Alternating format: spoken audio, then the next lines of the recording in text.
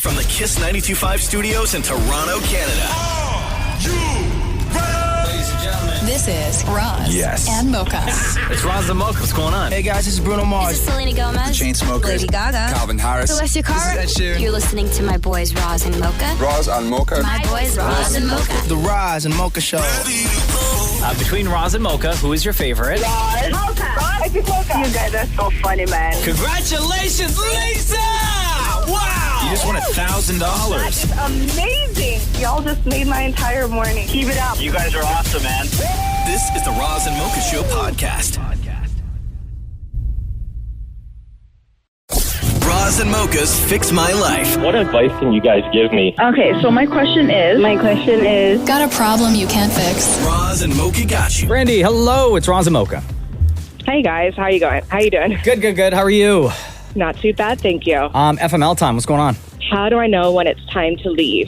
Oh, leave what? My job. Oh, you wrote us this, Brandy. Hey, Roz and Mocha, Fix My Life. I've been with my company for 10 years, and I love my job and my manager, but I'm at a standstill in terms of advancement. I've progressed quickly in the past, and my next step would be a leadership role, which is great.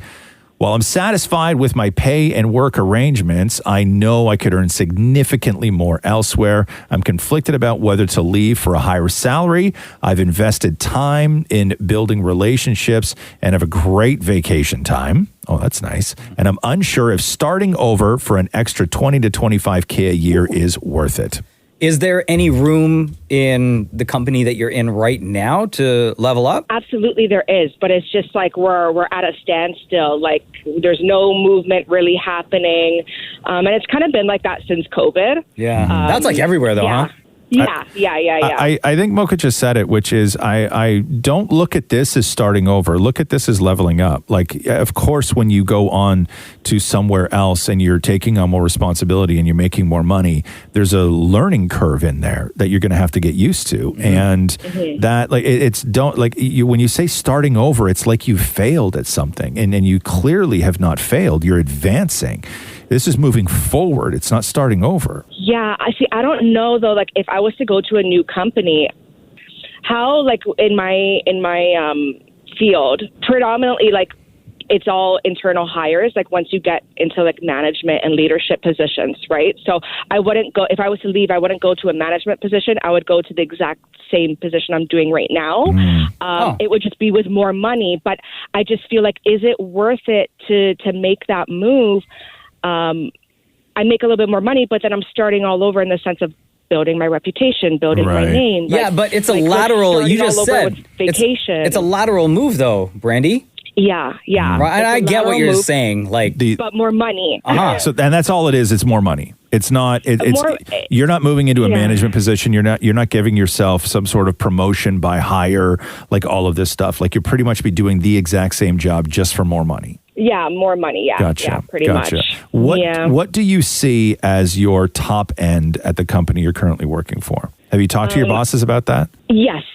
So in my current position, the top end is just shy of six figures. Mm-hmm. But I mean, as far as realistically, you achieving that in your current company. Oh yeah. I'm almost there. Okay, so what I mean is, what are your goals, right? Obviously, you want to be more, you want to make more, you want to do more, right? Mm-hmm. Are those opportunities going to be there for you at your current job? Yes, just not right now. But when you say not right now, what are they saying to you? Well, like I've seen it myself. Like there's just no movement because everybody's scared. Usually, like positions become open as people leave the company or as they move or whatnot. But with everything being remote now, no one's leaving. No one has a reason to leave, and everyone's scared to leave because the job market out there is kind of tight right now. So are you in a position right now where you won't get a promotion unless somebody quits? Probably, yeah. That's not a good spot.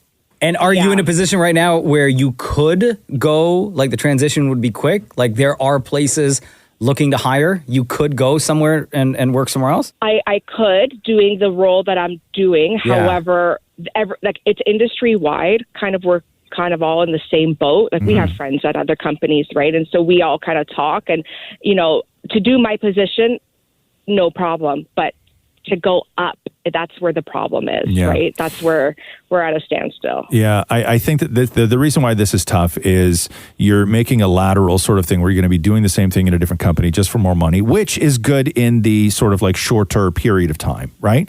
Yeah. Because it sounds like to me that your bosses don't look at you as somebody they want higher.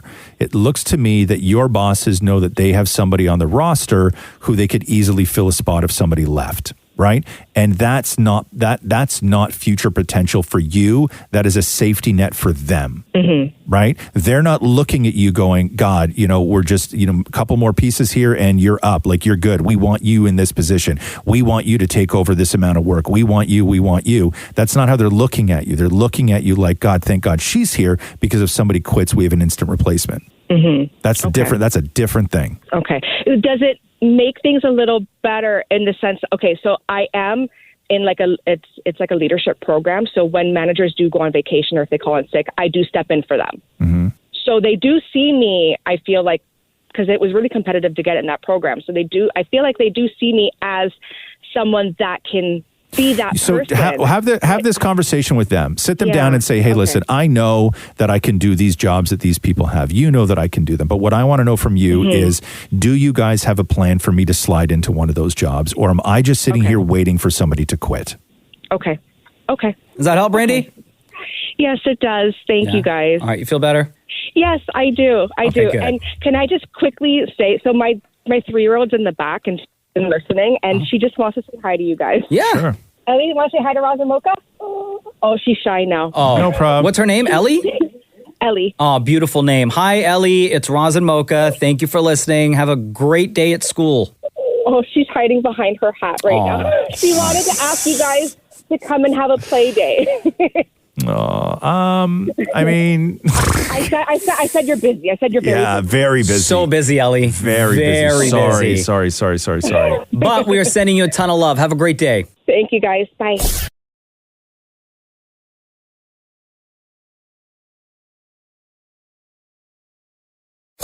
Roz and Mocha's Fix My Life. What advice can you guys give me? Okay, so my question is... Got a problem you can't fix? Roz and Mocha got you. Yo, Kimmy, what's up? It's Roz and Mocha. Hey, how's it going, guys? Good. Welcome to FML. What's going on in your world?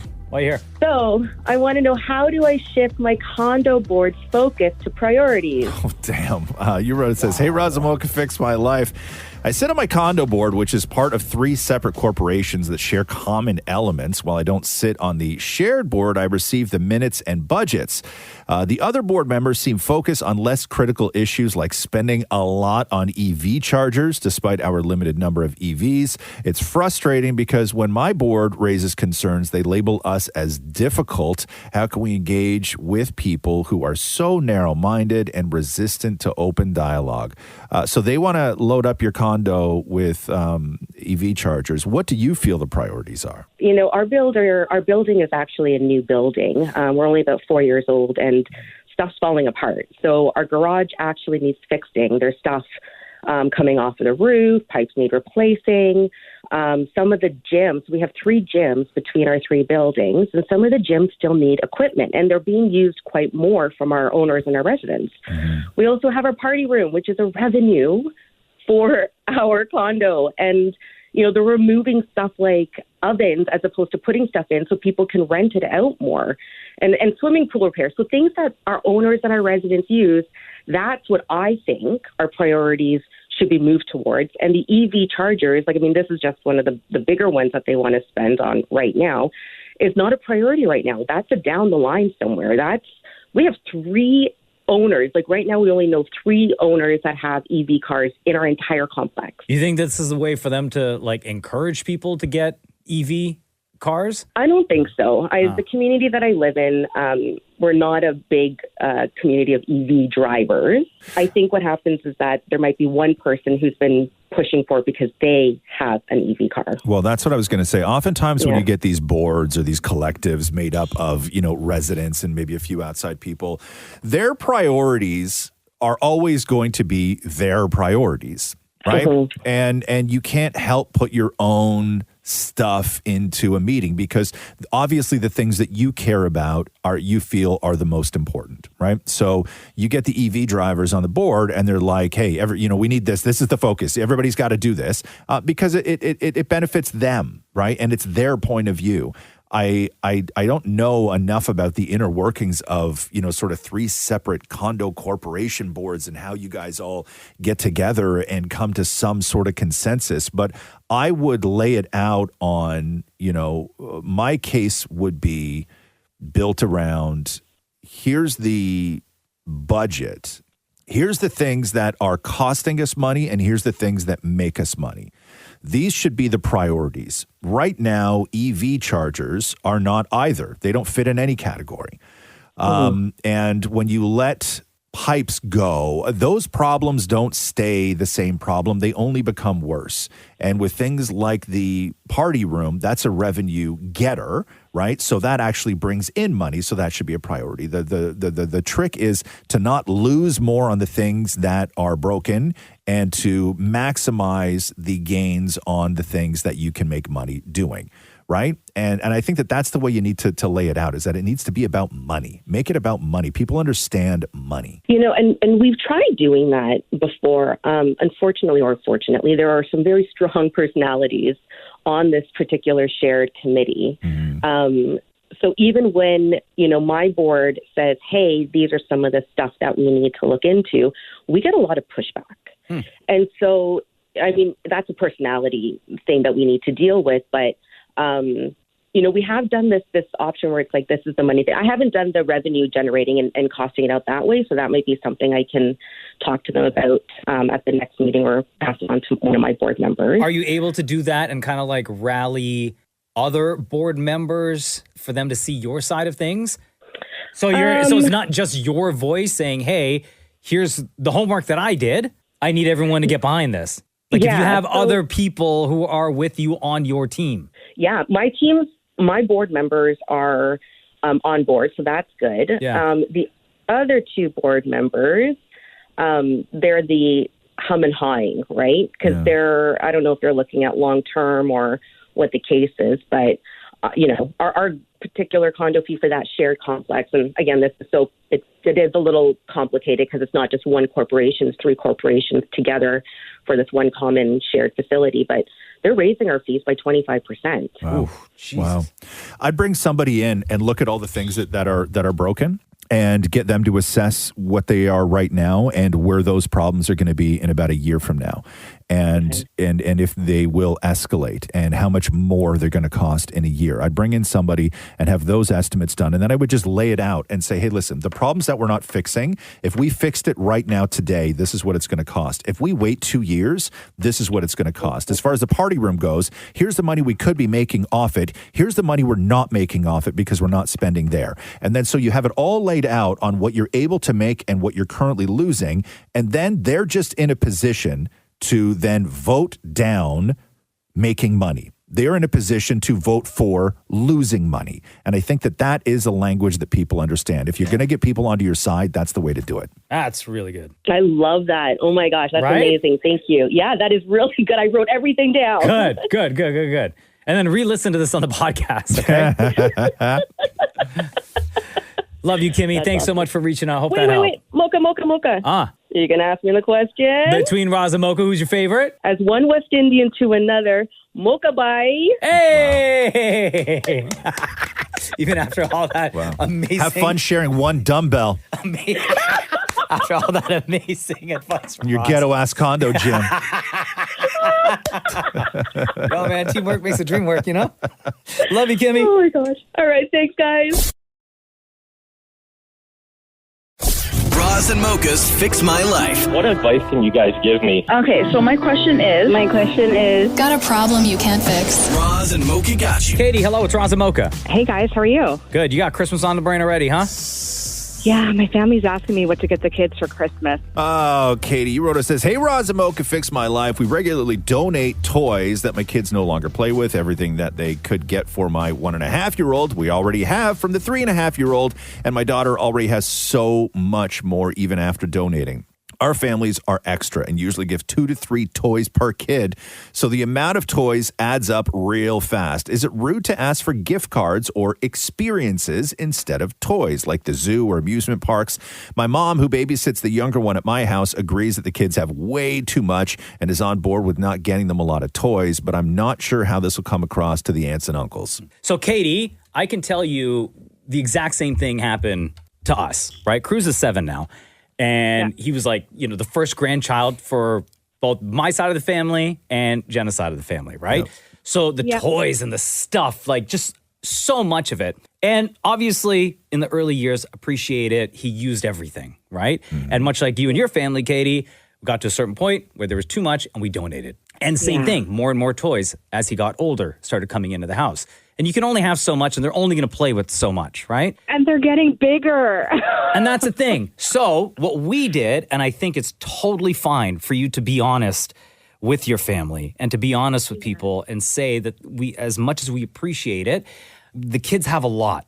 And what I think they would enjoy a little bit more, you talk about experiences, and we've been doing this a lot, even with like friends of ours who have kids that are in and around Cruz's age that he hangs out with, where we do things together as families, right? You mentioned something like the zoo. If an aunt and uncle, rather than buying another toy for the kids, how about you say to them, why don't we all go to the zoo together? And you can pay for the kids' admission. And then that way, they're spending time with the kids. The kids are enjoying the day. It's the friggin' zoo.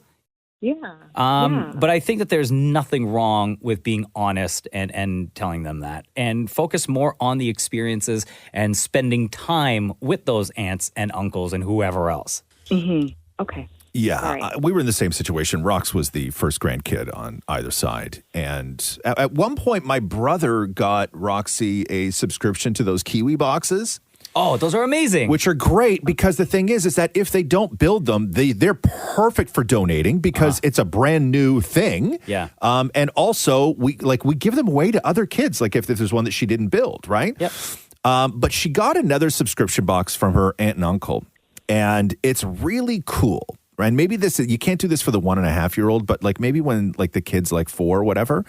And once a month, she gets a box, and it is the size of a shoebox, and it's full of like junk food from some country that you'll probably never go to. Oh, shit. And in the box is a full write-up of like everything. And and the writing on it is quirky and fun and it's educational. But it's like, hey, what do chips taste like in, Thailand? Sure. Right? What does their licorice taste like? And so it's, and what are their little sweet, like what does their version of like Maynard's taste like? Right? And so we get those boxes once a month, and it's really fun because there's like 4 or 5 packages of like a little bag of chips and a little whatever, but we all sit there and we read it, and there's trivia about the place and all this other stuff. And then it's out of your life. It's gone, right? Maybe you open up one of the bags and you're like, oh my God, this is dreadful. How do these people eat this stuff? And then it goes in the garbage. But we found so many chips that are like mind-blowingly good. But you get one little tiny bag and then it's out of your life. I think having the conversation is the way to go, Katie, because you never know with these aunts and uncles. You're saying that they're buying like